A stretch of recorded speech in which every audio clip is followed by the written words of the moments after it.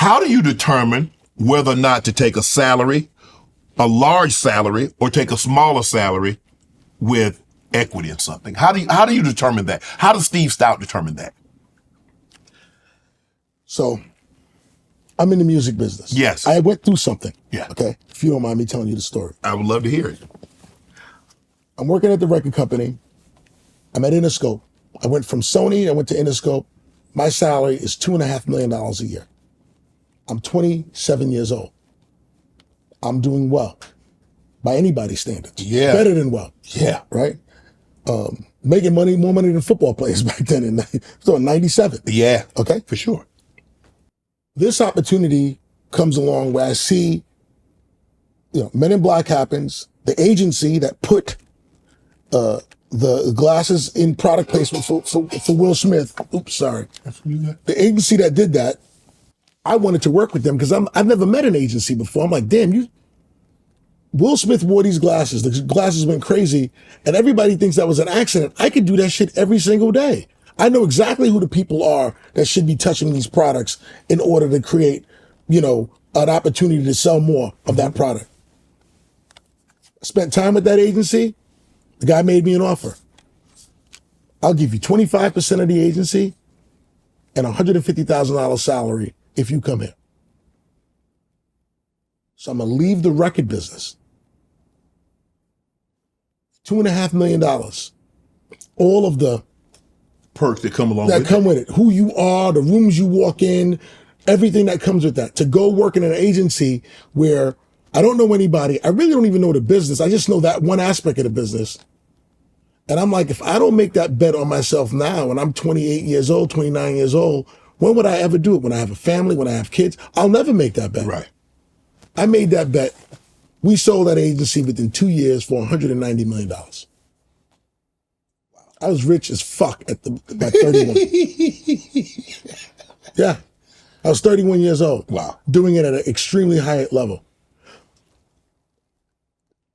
I'll tell everybody that. When I built this company, United Masses, the employees get equity in the company. I want people to get equity. I want people to make more money. But you can't teach people sacrifice. That's unfortunate. Yeah. You just can't teach it. That's what then you got to be willing to give up something. You got to be willing to do that. I will offer that. But if you're going to sit there and think short term, then you're really betting against yourself. You got to be willing to bet on yourself. You can't think that you're getting away with something because somebody overpaid you. You got to believe that you are worth more than that salary and that you can prove that. And if you are worth more than that salary, why wouldn't you have equity? I just think that it's over time, the whole working class idea, how you work, has shifted from the indentured servant, the slave, the employee, to ownership. You got to have ownership. This is your show, and I'm proud to do this with you because everybody publicly seen what you did, that you knew your worth. You created value, and you knew your worth, and you got what you deserved because you got what you earned. Correct. And if you don't have an opportunity to have ownership, then no matter how good you are, you'll never feel the impact of your value. So, you got to do that. And you're going to take a short-term L to do that, so what? Right. I don't want to be one of these people. I never wanted to be one of these people who said, man, I came up with this idea, I invented this, I did all this shit, but you never got a chance to benefit from it because you took the short-term money? That's not cool. And you see it all the time with a lot of your peers. I'm sure you want to tell them all the time, man. I don't know what you could do to help them, but a lot of these guys they are trapped by that mentality of short term. They feel like they're stealing or something. Like every time they get a check, they're getting away with something. No, you're giving away too much. Right. Well, it comes down to, how do you see yourself? Do you see yourself as talent, or do you see yourself as a partner? Do you see yourself as an owner? For so long, we've been talent. Taught to believe that. Yeah. Because you come into football, they cut you a check. You're not you don't own part of the team. You come into basketball, but in this media space, what we've been able to do digitally. Okay, no. Hell no. But you know what? Even outside of the digital, and I ask you something, man. I watch your ex-partner, not your partner, your ex-host, Skip. I don't even understand why all these other black athletes even go on the show now. I don't even understand what they're doing. To me, it's so clear that he needs black talent, athletes, rappers. He's doing everything to prop himself up. And I know he's getting paid over there, and everybody else is getting pennies on the dollar. And I'm like, why would you do that? Why would you go over there and do that? He clearly isn't the guy. He needs you. Why don't everybody leave the show and let's watch him do it for a minute. That show would be dead immediately. They get all these guys over there, they give him pennies on the dollar, and they prop him up. I'm like, we got to stop doing that, man. We can't do that no more. It's not worth it. And there's nothing that comes out of it long term, except what they benefit from. Well, I like where I am right now. So a lot of times these brands will throw a large sum of money, and an athlete or an entertainer will take that. It's like, okay, fine. But how do you convince them, like, take less of this and become partnership or equity stake? Jay-Z understood that from the beginning because he was an independent artist. Okay. So when Jay-Z was selling music out the back of a trunk, which Master P did, which Birdman and Cash Money did, Luke Skywalker did. There's some great entrepreneurs who sold like literally hand-to-hand combat with distributing music. What they knew was whether they got there because they tried to get a record deal and then they got turned down, so then they had to just do that. They learned the margin was there.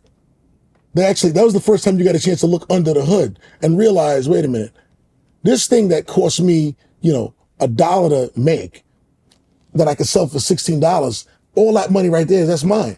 If I got a record deal, I'd be getting a small fraction of that. Once you learn that, once you see that, you can't unsee that. Right.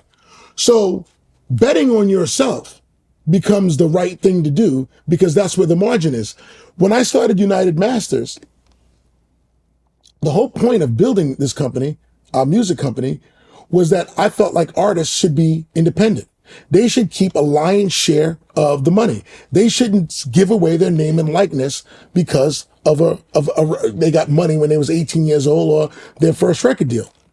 In order for that deal to be a good idea, the record company has to have more belief in you than you have in yourself, right? Mm-hmm. Because they're basically saying, I'm giving you $500,000 and you're going to give me your name and likeness for the next 10 years or whatever the term is.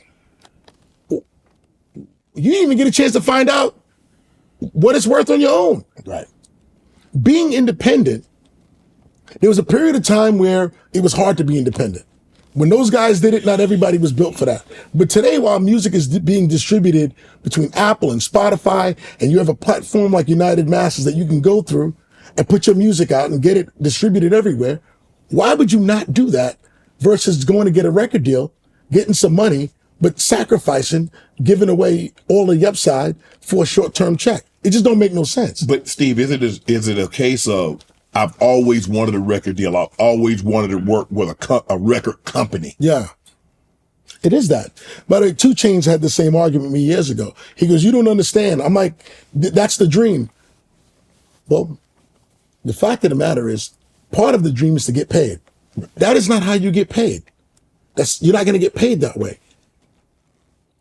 Secondly, this is not 20 years ago where you had to take CDs and get them into all these points of distribution and print up a bunch of CDs. So your cost outlay was so expensive because you had to make the song, then make 10,000, 20,000 of these things. You were out a lot of money before you found out if it worked. You can find out if it worked for $50 right now, for nothing, essentially nothing.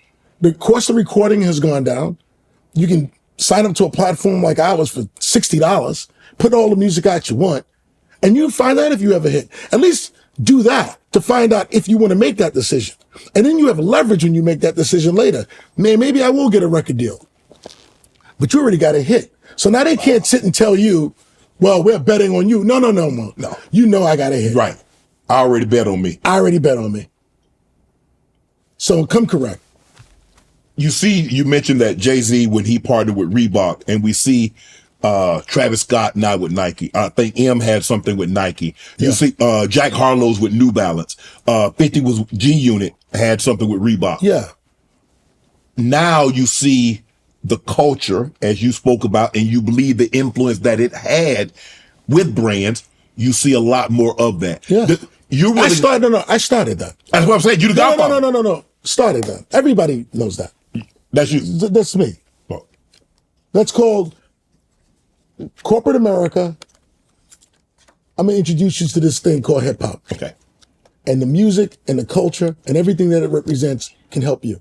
That's what I did. And everywhere I go around the world, anyone who knows me knows I did that.